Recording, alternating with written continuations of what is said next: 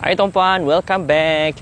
Memohon maaf di atas terdapat sedikit masalah teknikal yang berlaku sebentar tadi pada FB Live saya yang earlier on. Saya memohon maaf tuan-puan kerana tadi saya merasakan ada sedikit gangguan daripada segi visual. So jadi saya khawatir tuan-puan akan tidak dapat melihat the visual dengan begitu clear sekali. So jadi hopefully selepas ini tuan-puan boleh mendengar suara saya dengan jelas. Visual pada petang ini okey. So jadi tuan-puan boleh bantu saya di sini untuk memberi thumbs up kalau sekiranya visual dan juga our audio quality pada petang ini okey tuan-puan. Alright, saya memohon maaf.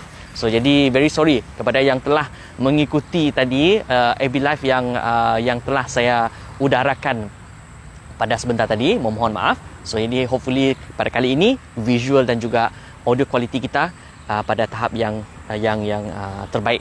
Alright, untuk kita teruskan our perkongsian pada petang ini. So okey tuan-puan, seperti biasa izinkan saya untuk memperkenalkan nama diri saya dulu. Nama saya Roy Muhammad Joni. Saya merupakan koordinator di Raya Khas Auto Hub. Kepakaran saya adalah membantu orang ramai yang mempunyai masalah ingin menjual kereta lama mereka ataupun takut ditipu, takut diambil kesempatan, takut di scam, takut dibulak sewaktu ingin mencari kenderaan yang baru. Okey, kami di sini Raya Khas menawarkan pelbagai jenis kenderaan yang berkualiti global, yang berwaranti yang selesa melalui konsep pendekatan 3A. Alright. So jadi apa khabar tuan-puan pada hari ini? Hari ini merupakan hari ke-28. Okey, ke-28 hari bulan. Okey, tak lama lagi. 29 hari ni ya. 29, sorry. 29, besok dah 30. Wow, pejam celik. Seperti yang saya telah nyatakan kepada tuan-puan kan. Okey, masa begitu cepat berlalu. Especially kita berada di rumah tuan-puan. Kita berada di rumah memang pejam celik. Ali-ali sudah habis bulan Jun ini tuan-puan. Jadi I think itulah dia tuan-puan, bila mana kita berada di rumah, kita work from home dan juga kita pun kurang aktiviti. Okey, kurang aktiviti untuk ke sana dan kemari. So jadi kita pun merasakan bahawa timing kita, masa kita ni seolah-olah macam sangat cepat berlalu. Sangat cepat berlalu. So jadi siapa yang merasai momen sedemikian boleh tinggalkan di ruangan komen. Saya yakin dah pasti tuan-puan pun mungkin ada merasakan bahawa sekejap jua hari tu, sekejap jua tarikh tu, masa tu dah nak hujung bulan tuan-puan. So jadi actually we are already approaching to almost 1 month of PKP, full lockdown. Kita katakan sebagai full lockdown, almost 1 month. Di mana sekarang ini kita menuju kepada yang the next 2 minggu extension lagi tuan-puan. Okey, 2 minggu extension di mana diumumkan bahawa PKP yang akan datang ni akan hanya tamat pada 14 hari bulan Julai. Itu pun tuan-puan, itu pun bergantung kepada jumlah kes harian. Jumlah kes harian COVID-19. So kalau sekiranya COVID-19 punya cases is still going up and up, so maka akan ada berlaku lagi risiko untuk for another extension 2 weeks. So jadi inilah memang satu yang kita katakan sebagai agak worrying lah. Okey, agak worrying especially bagi sesiapa yang mungkin bekerja sendiri, perniaga-perniaga kecil, memang agak-agak terkesan lah. Tapi walau bagaimanapun tuan-puan, selepas kita membuat live, remember pada petang semalam kita membuat live. So pada petang semalam yang Amat Berhormat PM kita mengumumkan satu lagi pakej ransangan bantuan ekonomi, iaitu pemulih. Okay, kita katakan sebagai pemulih. Dan juga saya membacalah sekilas lalu mempunyai beberapa bantuan-bantuan ransangan yang telah diumumkan oleh kerajaan dalam untuk meringankan bebanan, especially rakyat seperti kita ni yang terbeban, yang terbeban dan terkesan disebabkan oleh pandemik COVID-19 ni tuan-puan. So jadi okeylah, sekurang-kurangnya adalah juga something yang kita katakan sebagai mengurangkan kita punya kerisauan daripada segi kita punya keresahan dalam kita merasakan bahawa pendapatan kita ni terjejas. So one of the good thing yang saya suka, yang saya agak menarik saya mendengar tuan-puan, just nak share lah, just a recap kepada tuan-puan, adalah salah satunya adalah moratorium. Yang di mana saya fahamkan di extend. Tak kisah regardless of adakah anda M40 ataupun B40 ataupun T20. Maksudnya seluruh setiap kategori ini dapat mendapat insentif ini, di mana auto moratorium untuk 6 bulan. 6 bulan. So ini yang satu. Dan selain daripada itu ada jugalah bantuan-bantuan dalam bentuk tunai dan juga sekarang ni iCitra yang di mana boleh membuat pengeluaran di EPF sehingga 5,000. So I think macam bantuan-bantuan sebegini tuan-tuan adalah sangat di-welcome lah. Sangat di-welcoming sebab sometimes most of us yang sekarang ini tuan-tuan memang sangat-sangat memerlukan pendapatan, betul. Especially macam cash, wang tunai untuk kita survive. Dan juga baru-baru ini tuan-tuan kita dikejutkan dengan sekarang ni trending di media sosial tuan-tuan di mana mereka memacakkan bendera putih. Kalau bagi sesiapa yang mempunyai masalah daripada segi untuk mendapatkan bantuan asas dan sebagainya, so jadi mereka boleh memacak yang putih ataupun bendera putih di depan rumah, so jadi boleh mendapatkan bantuan. So jadi inilah dia tuan-tuan di mana semakin hari semakin banyak perkara-perkara yang kita dengar. Jangankan pula kita mendengar mereka-mereka yang telah membunuh diri, stres dan juga macam-macam lah tuan-tuan. So jadi kita hanya mampu berdoa lah. Kita hanya mampu berdoa dan juga kita hopefully lah kita janganlah menjadi salah seorang ataupun tergolong di dalam mereka-mereka yang mengalami masalah kemurungan dan sebagainya tuan-tuan. So that's why it's important for us to always untuk sentiasa feel dan juga rasa positif. Emosi kita ni tuan-tuan, kita kena jaga. Emosi kita, pemikiran kita kena sentiasa jaga tuan-tuan. Yes, memang ini adalah something yang very very challenge untuk kita semua tuan-tuan. Tapi what to do? Kita harus look forward dan juga kita kena perkuatkan diri kita kerana just imagine tuan-tuan kalau kita suddenly give up dan kita menamatkan nyawa kita sendiri tuan-tuan. So what will happen to our family? What will happen to our children? Jadi kita kena fikirkan juga risiko-risiko dan juga the outcome atas tindakan kita ini tuan-tuan. So jadi saya berpesanlah kepada followers dan juga sesiapa yang menonton AB Live saya pada petang ini, kami pada petang ini, janganlah tuan-tuan menjadi di kalangan golongan-golongan yang nak bertindak secara di luar kewarasan rasional ini tuan-tuan. So just be careful lah, our mental state of health ini kita kena jaga tuan-tuan. Kita kena jaga betul-betul supaya kita taklah mudah rasa nak cepat mudah give up. So that's why penting tuan-tuan, penting untuk kita mempunyai a circle. Circle kita ni tuan-tuan. Our lingkungan ini, kita punya lingkungan ini mestilah di kalangan orang-orang yang positif, yang boleh sentiasa memberi kata-kata dorongan, yang memberi kata-kata positif kepada kita supaya kita sentiasa akan rasa kita dihargai sentiasa. Ini adalah something yang penting. Alright, so jadi sedikit sebanyak tentang berkenaan dengan pakej rancangan ekonomi, sedikit sebanyak berkenaan dengan apa yang berlaku dalam beberapa hari ini, dan juga yang best sekali tuan-tuan, syukur saya nak just share a very good news di mana our beloved ustaz kita, ustaz yang sangat pemurah hati iaitu Ustaz Abiliu telah selamat tiba di Gaza. Alhamdulillah, syukur, dan juga menerusi video-video yang telah beliau postkan di dia punya social media. So dia pun sudah start pergi ke Gaza City dan juga menyampaikan bantuan-bantuan kepada mereka-mereka yang terjejas, which is a very good news lah. And I heard tuan-tuan, misi kemanusiaan kita ini yang diketuai oleh Ustaz Abiliu ini merupakan misi kemanusiaan yang pertama di dunia. Pertama di dunia sejak konflik Israel dengan Palestin yang berlaku pada beberapa bulan yang lepas tuan-tuan. So ini adalah something yang kita harus rasa bangga, yang kita harus rasa macam perlukan support especially daripada rakyat-rakyat Malaysia ini. So jadi kita hanya harus berbanggalah. Memang dia ini adalah something yang kita katakan sebagai memang betul-betul fighter lah. Saya salute lah dengan Ustaz Abiliu tuan-tuan. So tak mengira bangsa dan agama, memang dia dipercayai. Hai Lao Shi, 谢谢你啊. Okay, 没问题.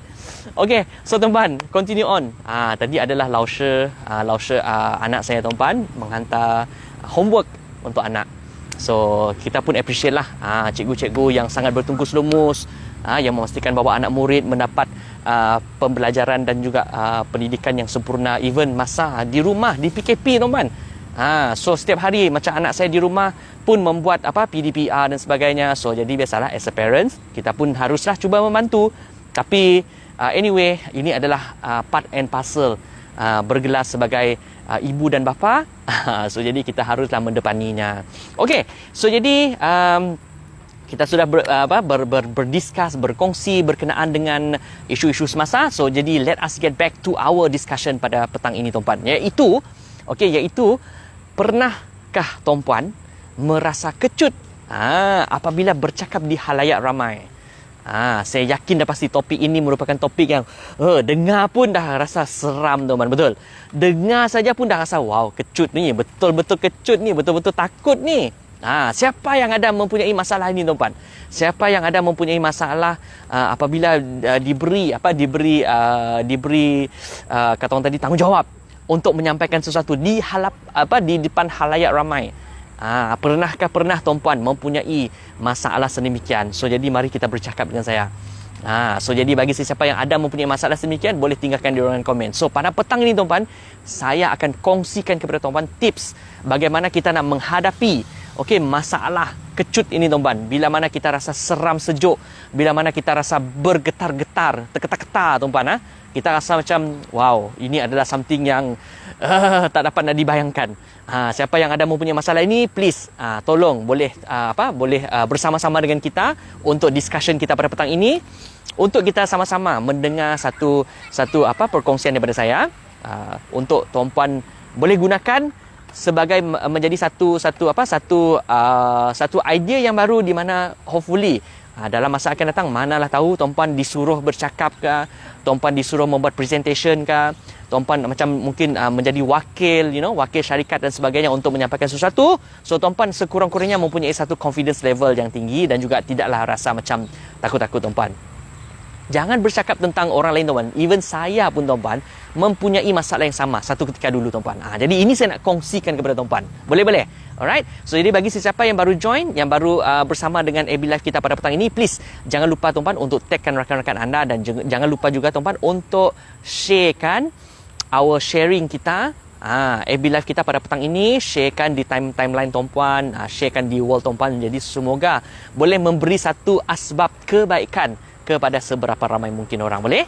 Alright, cantik. Okey, now kita mulakan tuan-puan. Tips bagaimana tuan-puan nak mengatasi perasaan kecut, mengatasi perasaan gemuruh, perasaan apabila tuan-puan macam rasa macam dah seram sejuk dah tuan-puan. Saya pernah merasai benda ini tuan-puan, waktu ketika pada tahun ini, tak silap saya tuan-puan, pada ketika ini di mana saya telah menerima jemputan. Saya telah menerima jemputan untuk menyampaikan satu slot bual bicara di salah sebuah stesen TV tempatan pada tahun ini. Dan pada ketika itu memang tuan-puan, bila saya mendengar jemputan itu tuan-puan, automatically dah macam rasa nak berdiri rambut. Seluruh rambut berdiri.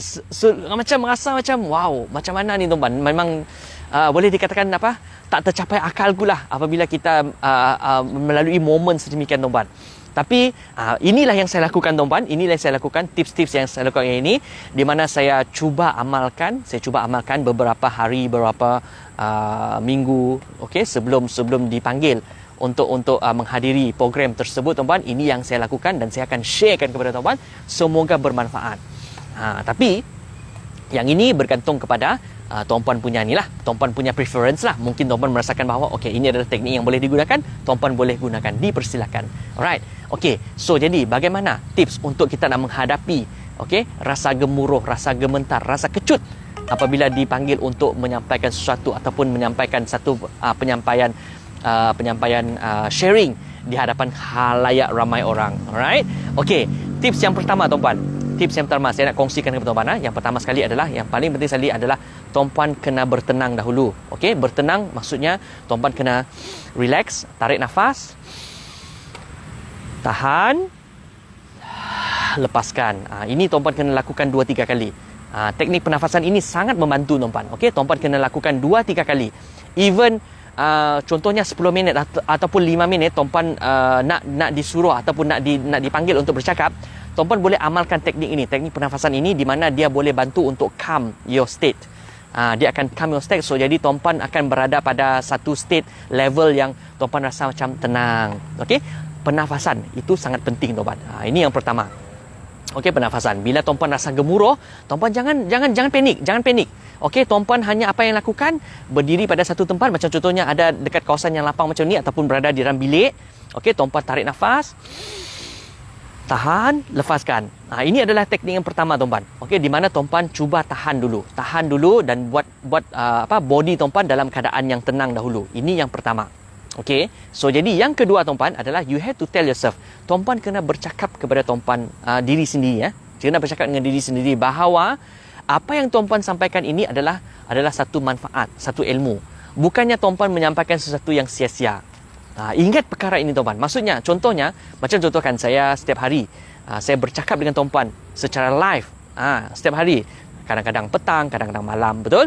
So, jadi saya akan pastikan bahawa apa yang saya nak sampaikan, niat saya tuan-puan, okey, niat saya ni, nawaitu saya ni tuan-puan adalah untuk menyampaikan sesuatu yang baik, sesuatu yang bermanfaat.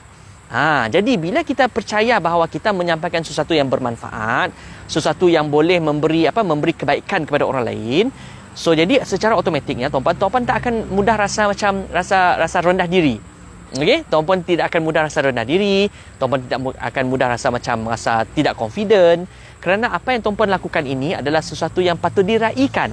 Okey, yang patut di celebrate, di mana tuan-puan telah menyampaikan sesuatu kebaikan, dan kebaikan ini mendapat ganjaran, kebaikan ini mendapat pahala. So ini yang saya selalu amalkan tuan-puan. So I'm talking to myself bila mana kita nak menyampaikan sesuatu. Contohnya saya membuat AB live pada petang ini bersama dengan tuan-puan. Saya akan pastikan bahawa apa yang saya nak sampaikan ini hopefully bermanfaat kepada sesiapa yang menonton selepas ini. Ini yang tuan-puan kena tanamkan di dalam fikiran, alright? So jadi yang pertama tadi adalah cuba kekal tenang dengan menggunakan teknik pernafasan yang telah saya ajarkan kepada tuan-puan tadi sebentar tadi. Yang keduanya adalah tuan-puan kena bercakap dengan diri tuan-puan. You have to tell yourself that apa yang tuan-puan sampaikan, apa topik lah tuan-puan nak berilah, okey, nak berikan kepada orang ramai, nak bagi pendengaran ni adalah something yang boleh memberi manfaat, kebaikan kepada orang lain. Okey, ini adalah poin yang kedua. Okey, yang poin yang ketiga tuan-puan, saya nak kongsikan kepada tuan-puan adalah menjadi norma ataupun adalah menjadi normal sekiranya tuan-puan mempunyai ketakutan. Okey, kenapa saya nyatakan sedemikian tuan-puan? Kenapa saya cakap begitu tuan-puan? Adalah kerana tuan-puan, setiap orang apabila dia disuruh bercakap ataupun apabila disuruh untuk tampil ke hadapan untuk menyampaikan sesuatu, memang ketakutan itu adalah perkara yang selalu bermain di fikiran. Betul? Bukan saja saya katakan sebentar tadi kan, bukan saja tuan-puan, saya sendiri pun ada mempunyai masalah yang sama. Iaitu, dia bukannya adalah satu masalah, tapi ini adalah satu, kita katakan sebagai pemikiran yang normal, di mana kita akan sentiasa rasa takut. Kita akan sentiasa rasa macam, bagaimana kalau aku tersalah cakap? Bagaimana kalau aku bercakap fakta yang salah? Bagaimana aku nanti akan dihukum kalau sekiranya menyampaikan sesuatu yang tak benar? So, jadi, pemikiran-pemikiran sini akan menjadikan kita rasa takut, betul? Tapi of course, kadang-kadang bila kita kembali kepada poin yang kedua tadi tuan-puan, adalah di mana kita nak menyampaikan kebaikan, kita nak menyampaikan manfaat. So jadi pastinya apa yang kita sampaikan ini akan memberi satu impact yang positif kepada penerima. So jadi bila yang poin yang saya katakan tadi adalah berkenaan dengan ketakutan ni tuan-puan, so itu adalah normal. So jadi tuan-puan kena start bercakap dengan diri tuan-puan, ketakutan itu adalah normal. You must learn to embrace it. Okey, kata orang putih, okey, bahasanya you must learn to embrace it. Maksudnya tuan-puan kena belajar untuk menerima ketakutan ini. It's normal. So jadi tuan-puan tak perlu rasa bersalah. Tuan-puan tak perlu rasa macam ragu-ragu bila mana tuan-puan merasakan bahawa rasa takut ini adalah satu kesalahan ataupun satu aib. Ini bukan satu aib ni tuan-puan. Ini adalah something yang normal. Even kita katakan sebagai motivator yang paling hebat di dunia pun tuan-puan, ataupun pakar motivasi yang paling style low lah di dunia ni tuan-puan, pun ada juga tuan-puan mempunyai masalah yang sama, iaitu rasa takut. So, jadi untuk kita nak mengatasi perkara ini tuan-puan adalah you embrace it. Terima kenyataan tuan-puan. It's okay. Terimalah kenyataan bahawa ketakutan ini adalah normal.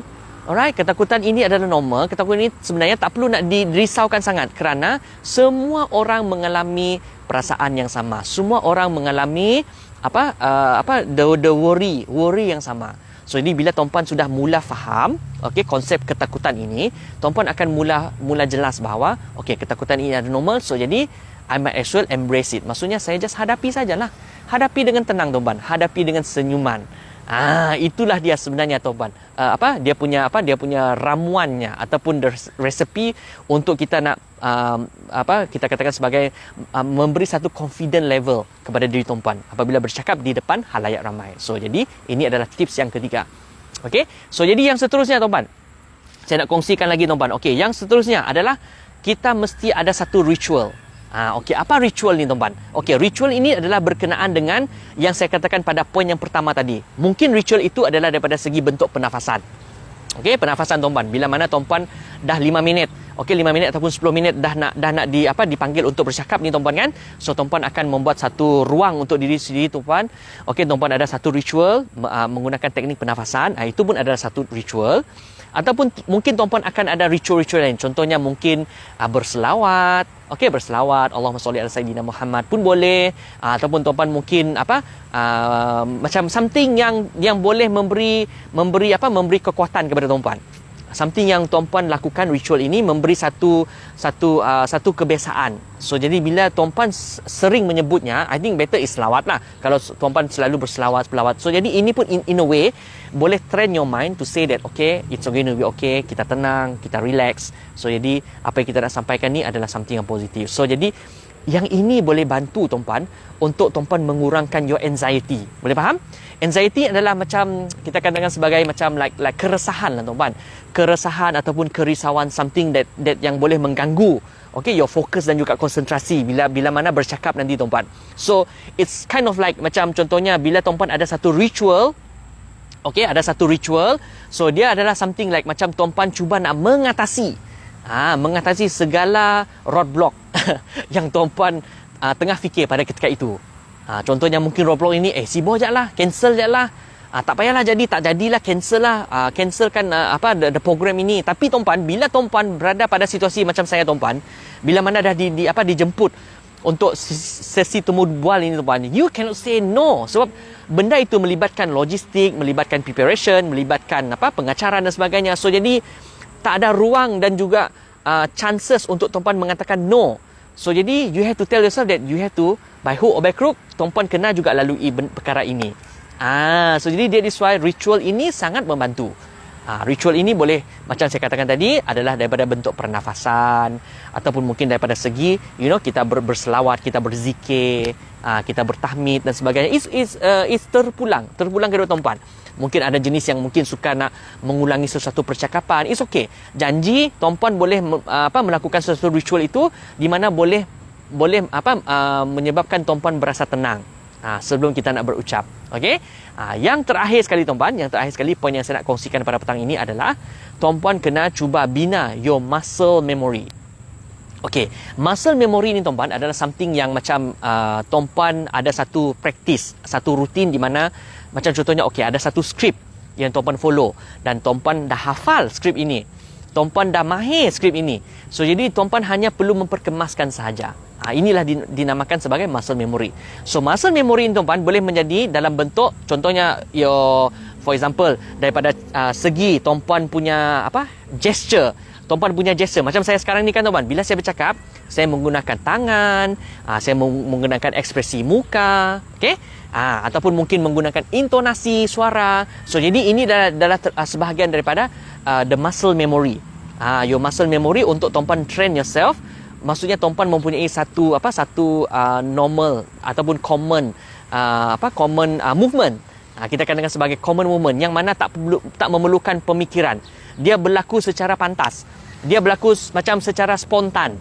Okey, secara spontan. Inilah dinamakan sebagai muscle memory ataupun something yang berlaku dalam tuan-puan punya pemikiran separa sedar ataupun your subconscious mind. Jadi ini adalah something yang kita katakan sebagai your muscle memory. Okey, boleh faham di situ tuan-puan? Dapat sesuatu pada hari ini. Alright. So jadi saya rasa ini adalah tips yang tuan-puan boleh gunakan untuk mengatasi kecut, untuk mengatasi gemuruh, untuk mengatasi rasa terketar-ketar bila mana berhadapan di halayak ramai. Okey, so jadi saya harap poin-poin yang saya telah kongsikan pada petang ini sangat membantu. Tuan-puan boleh gunakan, tuan-puan boleh jadikannya sebagai satu petua. Okey, dan juga manalah tahu selepas ini tuan-puan akan disuruh company ataupun mungkin menjadi wakil kepada family untuk menyampaikan satu ucapan dan sebagainya. So jadi tuan-puan bolehlah menggunakan teknik-teknik yang telah saya kongsikan, yang mana saya pun juga menggunakan teknik yang sama. Tapi nak katakan saya ni perfect taklah tuan-puan. Okey, saya bukanlah perfect, tapi kita cuba cuba memperbaiki diri daripada semasa ke semasa. Ini yang kita cuba nak capai. Okey, alright. So jadi saya rasa perkongsian saya berhenti di sini. Okey, jam pun dah nak menunjukkan pada pukul 6.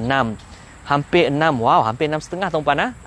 So kita bercakap, itulah tadi tuan-puan, bila mana kita rasakan macam kita dah tahu apa yang kita nak sampaikan kan dengan kita punya audience, macam contohnya tuan-puan yang menonton pada petang ini. Okey, tuan-puan pun merasai energi saya, betul tak? So in a way that tuan-puan pun tahu bahawa saya cuba nak bersungguh-sungguh nak menyampaikan sesuatu yang bermanfaat.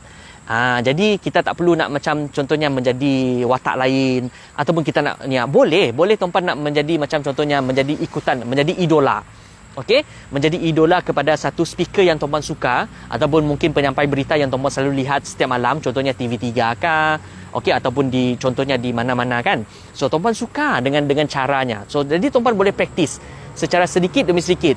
So lama kelamaan tuan-puan pun akan mula membina confidence level for yourself. Jadi inilah sebenarnya yang boleh membantu tuan-puan, di mana kalau satu hari nanti tuan-puan dijemput untuk bercakap ataupun nak menyampaikan sesuatu, tuan-puan pun adalah sedikit readiness dan juga bersedia untuk menyampaikan sesuatu yang bermanfaat. Okey, so jadi saya rasa perkongsian saya pada petang ini berhenti di sini tuan-puan. Thank you so much kepada yang sudi mendengar AB Live saya pada petang ini. Jangan lupa tuan-puan untuk tekanlah button share dekat bawah. Alright, dan jangan lupa untuk like, follow dan juga subscribe our official AB page, iaitu di Raya Has Otohap, dan juga di Instagram account di Raya Has, dan juga YouTube channel RK Otop Channel, bagi mendapatkan pelbagai jenis information yang boleh kita gunakan, yang boleh kita